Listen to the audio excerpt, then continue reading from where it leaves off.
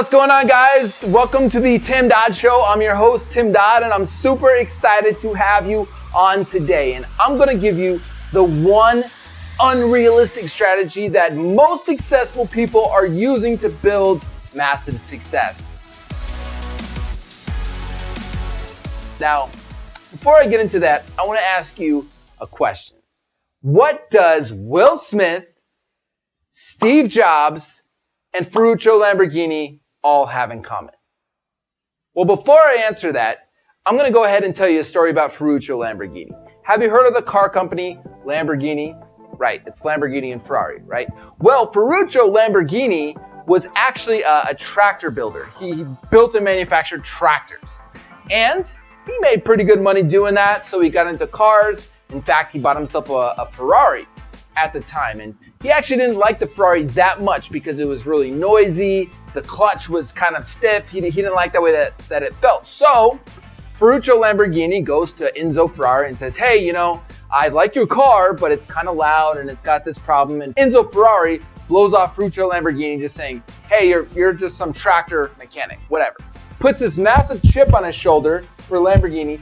Lamborghini goes out and builds Lamborghini. But everybody told him he was being unrealistic. Hey, Ferruccio, you've done well with the tractor thing. Just stick with what you're good at. Just keep building that. But he said no. He said, I'm going to compete with Ferrari. I'm going to build these high-level cars. Now we have, because Ferruccio Lamborghini was willing to be unrealistic, now we have Lamborghini, the rival to Ferrari. Now you look at a guy like Steve Jobs.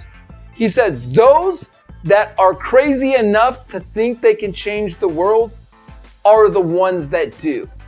Now, he had a lot of, grew up kind of middle class. Steve Jobs had a family and people were looking at him and telling him the direction that he should take. And what he did is he looked around and he said, you know what?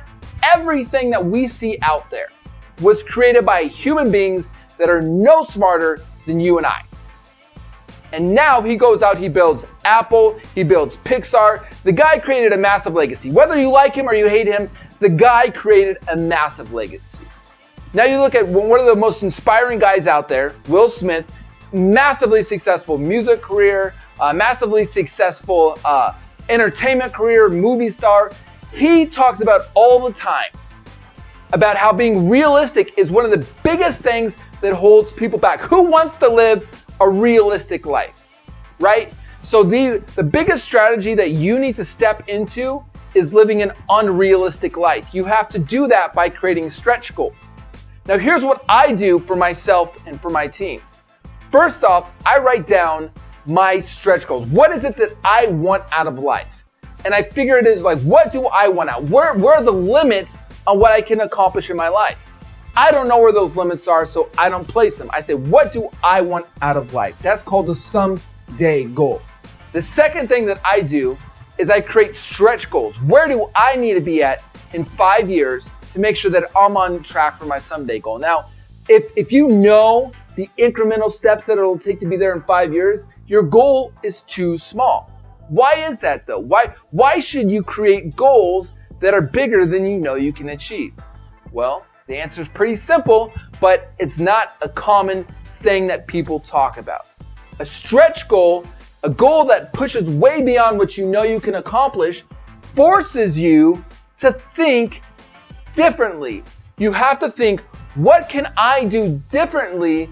Because with my normal progression, with a slow and steady, I can't accomplish that. So it forces you to think of new ways, new strategies to accomplish that and to pull that off. And the third part is right now, what can I do in this moment, today, to make sure that I'm on track, to make sure that I'm moving towards my goal? So let's apply this to your employees. Let's apply this to your life. I do this with my employees. I say, what would you like to achieve someday? Why would you like to achieve that? And then I really break down the why and I say, why did you put it here? Why not double that? Why not bigger? And I really get the big motive behind their someday goal. The next thing I do is go, where do you have to be at in 5 years to be on track for your someday goal? And then I obviously break that down into 1 year, 2 year, 1 month. And then it really comes down to creating these massive stretch goals that force you to think beyond what you're thinking right now. And obviously, again, number 3 is what can I do right now in this moment to make sure that I'm executing and that I'm going to be able to accomplish my goals. Again, this is Tim Dodd with The Tim Dodd Show. Smash that like button below. Make sure to comment in the bottom to start a conversation. And make sure to subscribe for more awesome content. I'll see you soon. Woo!